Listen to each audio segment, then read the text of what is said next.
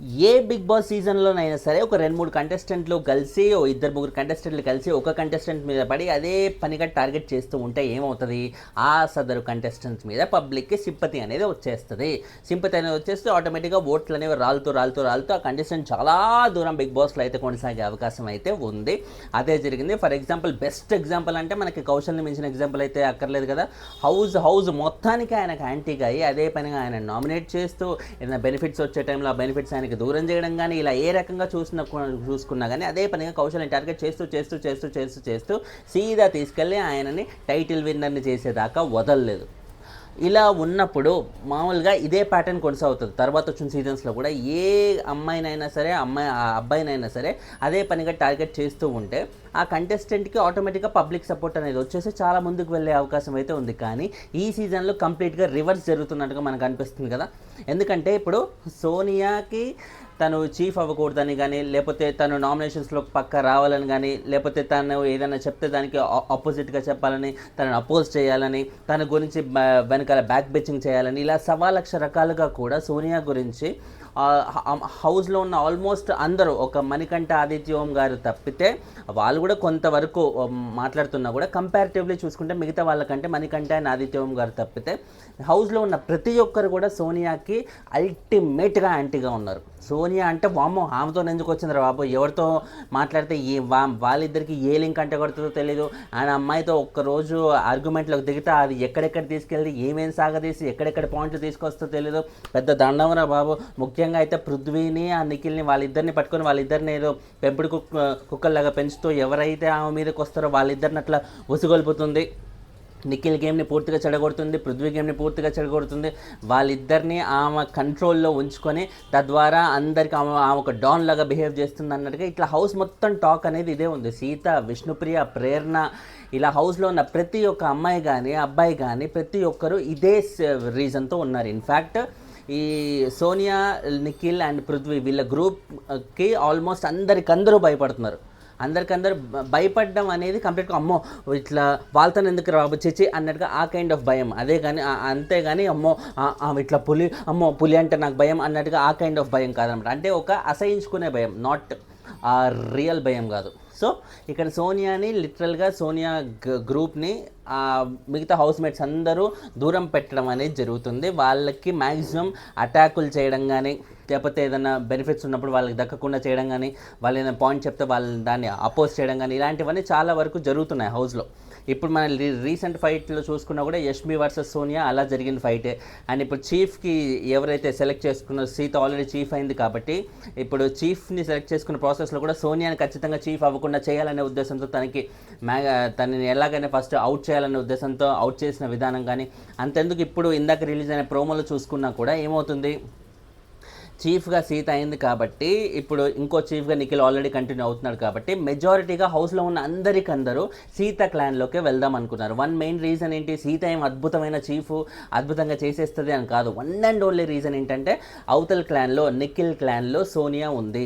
సోనియా, పృథ్వీ, నిఖిల్ వీళ్ళ ముగ్గురు కలిస్తే ఇంకా ఎవరిని బతకనియరు, ఇంకెవరిని అసలు వాళ్ళ టీంలో ఇట్లా కలుపుకుంటూ క్లోజ్ చేసుకోరు.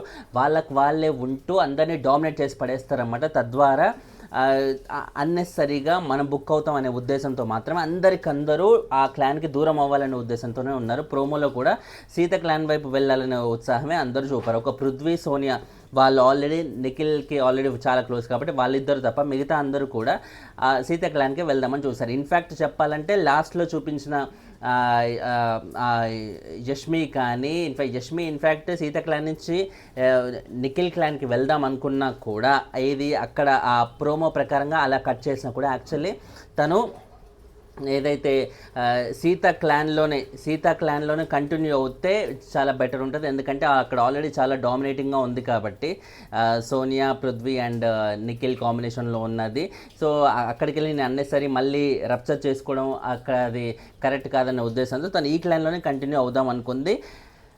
కంటిన్యూ అయ్యేది కూడా. ఇన్ఫ్యాక్ట్ మనం చూసుకుంటే ఇక్కడ బేసిక్గా ఇది ఒకటయ్యేవి రెండు అవుతున్నాయి. ఇప్పుడు మామూలుగా ఈ సోనియా, పృథ్వీ అండ్ నిఖిల్ వీళ్ళ ముగ్గురి రిలేషన్ అనేది వాళ్ళకి ఒకరికొకరికి డిస్టర్బెన్స్గానే ఉంది. నాగార్జున గారు ఇన్ఫ్యాక్ట్ ఒరే బాబు నిఖిల్ నీ గేమ్ మొత్తం పోతుందిరా నాయన ఆమెతో ఉండడం వల్ల అంటూ ఇండైరెక్ట్గా చెప్పేసి ఆమెను దూరం పెట్టడానికి ట్రై చేసినా కూడా నిఖిల్కి ఇంకా అర్థం కావట్లేదు. ఆయన అలాగే రిలేషన్ అనేది కంటిన్యూ చేస్తూనే ఉన్నాడు. 1-2 రోజులు నాగార్జున గారు చెప్పిన 1-2 డేస్ ఏదో కంట్రోల్లో ఉన్నాడు, కొంచెం ఇట్లా భయంగా ఉండి ఆమెకు దూరంగా ఉన్నాడు అని అనుకున్నా కూడా దూరంగా ఉన్నాడు కాబట్టి ఇప్పుడు మొన్న నామినేషన్స్లో సేవ్ చేసే అవకాశం ఉన్నా కూడా సోనియాని సేవ్ చేయకుండా నైనికాని సేవ్ చేయడం కానీ ఇలాంటివి చాలా చేయగలిగాడు. మళ్ళీ కుక్కతో ఒక వంకర అన్నట్టుగా మళ్ళీ ఇప్పుడు అదే తరహాలో ఆయన వెళ్తున్నాడు. సో ఇక్కడ ఇప్పుడు చీఫ్గా మెంబర్స్కి కూడా మెజారిటీగా సీత క్లాన్లోకే రావాలనే ఉద్దేశం ఉండే.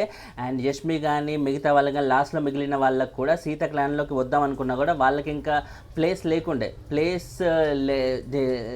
లేకుండా ఇప్పుడు మీరు సీత క్లాన్లో ఆల్రెడీ ఉన్న వాళ్ళని ఇద్దరిని తీసుకొచ్చి నిఖిల్ క్లాన్లో పడేస్తే అప్పుడు వీళ్ళకి చాయిస్ ఉంటుంది సీత క్లాన్లోకి రావడానికి అన్నట్టుగా అంటుంటే, ఆల్రెడీ సీత క్లాన్లో ఉన్న మెంబర్స్ని వాళ్ళట్లో సెలెక్ట్ చేసుకుని వచ్చినప్పుడు వాళ్ళని తీసుకెళ్ళి నిఖిల్ క్లాన్లో పడేయడం అది కరెక్ట్ కాదనే ఉద్దేశంతో సీత ఒక వైస్ డెసిషన్ తీసుకొని లాస్ట్ మిగిలిన యష్మిని వీళ్ళ క్లాన్లోకి పంపించాల్సి వచ్చిందనమాట, నిఖిల్ క్లాన్లోకి. అంతేగాని తనేం ఇష్టంతో వెళ్ళిన డెసిషన్ అయితే కాదు యష్మి. ఎందుకంటే తనకు ఆల్రెడీ తెలుసు ఎలాగో సోనియా, పృథ్వీ అండ్ నిఖిల్ వీళ్ళ ముగ్గురు మిగతా ఎవరిని బతకనేరు, ఆ క్లాన్లో వాళ్ళ ముగ్గురు తప్ప ఇంకెవరున్నా వాళ్ళకి ఎటువంటి ఇంపార్టెన్స్ ఉండదు అన్నట్టుగా ఇలా 1,00,000 రకాలుగా అందరికీ థియరీస్ అనేవి ఉన్నాయి కాబట్టి వాళ్ళకి ఆ పాయింట్తో వాళ్ళు ఉన్నారు. సో ఇప్పుడు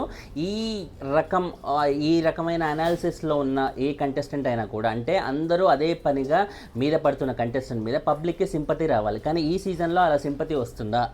ఎవరికైనా సరే సోనియాని ప్రాపర్గా మన ఓట్లు వేయాలా, సోనియా అంత బాధ అనుభవిస్తున్న హౌస్లో అంతమంది టార్గెట్ చేస్తున్న అనే ఫీలింగ్ పబ్లిక్కి కానీ ఇంట్లో ఉన్న వాళ్ళకి ఎలాగో ఉండదు పక్కన పెడితే, కానీ పబ్లిక్ ఏమైనా ఉందా? అస్సలు లేదు. అలా ఉంటే ఇప్పుడు సోనియాకి ఓటింగ్లో అంత లీస్ట్ పొజిషన్లో దిగజారదు. ఏకంగా ఆదిత్య కంటే వరస్ట్ పొజిషన్లో ఉంది అంటే ఓటింగ్లో ఇక చూసుకుని ఆదిత్య కంటే వరస్ట్ పొజిషన్ ఇస్తే ఆదిత్యకి కేవలం సోనియాని బయటికి పంపించాలనే ఉద్దేశంతో ఆదిత్యకి ఓట్లు వేస్తున్నారు, అంతేగాని ఆదిత్యని చూసి ఓట్లు వేయడం కాదు ఇది. ఎందుకంటే ఆదిత్య గారికి ఎలాగో చాలా లీస్ట్ ఓటింగే ఉంది. సో ఇక్కడ సోనియా వరకు చూసుకుంటే కూడా కేవలం ఆమెను బయటికి పంపించాలనే ఉద్దేశంతో మాత్రమే ఆదిత్యకు ఓట్లు పడుతున్నాయి. పృథ్వీకి కూడా పర్లేదు అనిపించే డీసెంట్ రేంజ్ ఓటింగే ఉంది. ఆదిత్య గారికి ఏకంగా 15% ఉంటే పృథ్వీకి 11%లో ఉంది, సోనియా 8% ఉందన్నమాట. సో ఎక్కువ శాతం అయితే సోనియా బయటికి వెళ్ళిపోయే అవకాశం ఉంది, ఎందుకంటే పబ్లిక్ సపోర్ట్ ఏమాత్రం లేని ఒక పరిస్థితి. సో ప్రతి బిగ్ బాస్ సీజన్లో కూడా ఏ కంటెస్టెంట్ అయితే ఎక్కువ అందరి టార్గెట్లకు గురవుతుందో ఆ కంటెస్టెంట్ మీద సింపతి వచ్చి ఓట్లు బాగా పెరిగి ముందుకెళ్ళే ఒక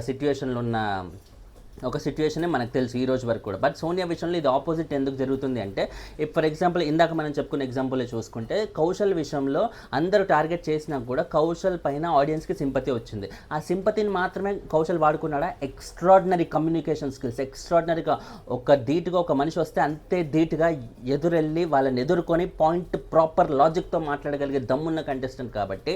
ప్లస్ ఆయన ఎప్పుడూ ఏ కంటెస్టెంట్ని ఎట్టి పరిస్థితిలో వెటకారం చేయలేదు. ఎవరికైనా ఆన్సర్ చెప్పేది ఉంటే స్ట్రైట్గా వెళ్ళి చెప్పాడు, కానీ అన్నెసరీ మాకింగ్ అని పోకింగ్ అని ఇలాంటివి ఆయన ఎప్పుడు ఇలాంటివి పాటించలేదు. ఆయన మోర్ ఓవర్ టాస్క్లో extraordinary performance, proper thinking capabilities కానీ ప్రాపర్ ఫిజికల్ ఎబిలిటీస్ కానీ ఇలా ఏ విషయంలో కూడా కౌశల్ అసలు తగ్గలేదు. కౌశల్ అనే తర్వాత టార్గెట్కి గురైన తర్వాత సీజన్స్లో టార్గెట్కి గురైన ఏ కంటెస్టెంట్స్ కూడా ఇలాంటివి ఎప్పుడు ఏవి తను జరగలేదు. ఆడియన్స్ ఎప్పుడు ఆ కంటెస్ట్ మీద పగెప్పుడు పెట్టుకోలేదు, సింపతియే పెట్టుకొని ప్రాపర్గా. సింపతి అనేది నెగిటివ్ వర్డ్ కాదు, చాలామంది నెగిటివ్ అనుకుంటున్నారు. సింపతి అంటే ఆ పర్సన్ మీద కన్సర్న్ ఉండి ఇలాంటి పర్సన్ని ఖచ్చితంగా మనం కాపాడుకోవాలనే ఉద్దేశంతో ఆ ఆడియన్స్ అందరు కంటెస్టెంట్ పైన ఇట్లా ఓట్లు అనేది గుమ్మరించారు. బట్ ఈ సీజన్లో సోనియాకి అది జరగట్లేదు. ఓన్లీ రీజన్ ఏంటంటే తను టాస్కులు ఏమైనా బాగా ఆడుతుందా, ప్రాపర్గా ఇట్లా ఆర్గ్యూ చేసే క్యాపబిలిటీస్ ఏమైనా ఉన్నాయా? స్టార్టింగ్లో ఫస్ట్ వీక్లో డౌట్ లేదు, చాలా బాగా ఆర్గ్యూ చేసింది. తర్వాత ఏమైనా ఆర్గ్యూ చేసే క్యాపబిలిటీస్ పక్కన పోయేసరికి వెటకారం చేయడం మొదలుపెట్టింది. ఇప్పుడు నబీల్ని మిస్టర్ ఫెయిల్డ్ సంచాలక్ అనడం కానీ, యష్మిని ఇష్టం వచ్చినట్టుగా మాక్ చేయడం కానీ, ఎవరిని పడితే వాళ్ళు ఇట్లా ఒక వెక్కిల్ నవ్వడం కానీ, ఇలా వెక్కిల్ చేష్టలు చేస్తుంటే ఆ అమ్మాయికి స్ట్రాంగ్ పాయింట్ ఉన్నట్టు ఇంకా ఎలా అనిపిస్తే, ఆ అమ్మాయి నిజంగా స్ట్రాంగ్ పాయింట్ ఉన్నా కూడా ఆమె చేసే వెక్కిల్ చేష్టల ద్వారా అరే ఈ అమ్మాయికి ఎటువంటి పాయింట్ లేకపోవడం వల్ల ఇలా కావాలని వెటకారం చేస్తుంది, వెక్కిల్ చేష్టలు చేస్తుందని ఫీలింగే వచ్చేస్తుంది అన్నమాట. పోనీ టాస్క్లు ఏమైనా అద్భుతంగా ఆడుతుందా? అది లేదు. అటు టాస్కులు ఆడదు, ఇటు ప్రాపర్గా స్ట్రాంగ్గా ఆర్గ్యూ చేయలేదు. ఆమె ఆమెకి ఏ క్యాపబిలిటీస్ లేవు. కేవలం నిఖిల్ అనే మరో స్ట్రాంగ్ కంటెస్టెంట్, కంప్లీట్గా చాలా చాలా మంచి స్ట్రాంగ్ కంటెస్టెంట్, మంచి ఓటింగ్ ఉన్న కంటెస్టెంట్, ప్రీ ఎగ్జిస్టింగ్ పాపులారిటీ ఉన్న కంటెస్టెంట్. అలాంటి కంటెస్టెంట్ ఖచ్చితంగా ముందుకెళ్ళే అవకాశం ఉంది ఎంతో. సో అంత ముందుకెళ్ళే అవకాశం ఉంది కాబట్టి మన నాగార్జున గారు వీకెండ్ ఎపిసోడ్లో నిఖిల్ని కాపాడాలనే ఉద్దేశంతోనే ఇండైరెక్ట్గా హింట్ అయితే ఇచ్చారు, సోనియా వల్ల నీ గేమ్ పాడవుతుంది అని. అయినా కానీ మనోడికి అర్థం కాకుండా 1-2 డేస్ ఏదో కామ్గా ఉన్నా కూడా తర్వాత మళ్ళీ ఇప్పుడు మొదలు పెట్టాడు. ఆమె చేయబట్టుకొని ఏదో ఏమంటారు పెళ్ళానికి భయపడే మొగుడు అన్నట్టుగా అయిపోయాడు అనమాట. లిటరల్గా చెప్పాలంటే ఆమెను ఇట్లా దువ్వుతూ సారీ అన్నట్టుగా చెప్తూ చూస్తుంటే చిరాకు అనిపిస్తుంది నిఖిల్ని. ఎందుకంటే ఆరెంజ్ కంటెస్టెంట్, ఆరెంజ్ పాపులారిటీ ఉన్న కంటెస్టెంట్ ఇలా నిఖిల్ దగ్గర ఒక పెట్ డాగ్ లాగా ఉండడం చూస్తుంటే ఎవరికైనా బాధేస్తుంది, వాళ్ళకు ఓట్లు వేసే ఫ్యాన్స్కి, ముఖ్యంగా నిఖిల్ ఫ్యాన్స్కి. సో సోనియా వల్ల ఇప్పుడు ఇన్ని దారుణాలు. ఆమె ఫుల్ నెగిటివిటీలో ఉంది, ఓటింగ్ అసలు లేదు. పైగా నిఖిల్ లాంటి ఇంకో స్ట్రాంగ్ కంటెస్టెంట్ని కంప్లీట్గా చెడగొడుతుంది. పృథ్వీ, నిఖిల్, సోనియా వీళ్ళ ముగ్గురి గ్రూప్ వల్ల ఓవరాల్గా హౌస్లో ఉన్న హార్మనీ అంతా డిస్టర్బ్ అవుతుంది. సో ఇలా కంప్లీట్గా సోనియా వల్ల ఏ పరిస్థితిలో చూసుకున్నా కూడా షోకే నష్టం తప్ప, షోకి నష్టం, ఆమెకి నష్టం, అన్ని విధాలుగా ఇట్లా రాంగ్ అయిపోతుంది. సో ఈ రాంగ్ అయిపోతున్న క్రమంలో ఆడియన్స్ సపోర్ట్ మాత్రం సోనియాకి ఎలా ఉంటుంది? కాబట్టి ఆడియన్స్ సపోర్ట్ లేక, ఏ సపోర్ట్ లేక ప్రస్తుతానికి ఆమె అత్యంత దీన స్థితిలో ఉందన్నమాట. ఈ వీక్ ఎక్కువ శాతం బయటికి వెళ్ళిపోయే పరిస్థితులే ఉన్నాయి. అన్లెస్ అని అంటే ఏదో స్ట్రాంగ్ వింత జరిగి సడన్గా సోనియాకి యునానిమస్ సపోర్ట్ వస్తే తప్ప ఆమెని ఈ వీక్ కాపాడే వాళ్ళు ఎవరూ ఉండరు. ఆమె వెళ్ళిపోతే ఖచ్చితంగా నిఖిల్ ఒక స్ట్రాంగ్ కంటెస్టెంట్గా మళ్ళీ రెజ్యూమ్ అయి పైకి వచ్చే అవకాశం అయితే ఉంది. కాబట్టి నిఖిల్ కోసమైనా సోనియాని బయటికి పంపిస్తారా?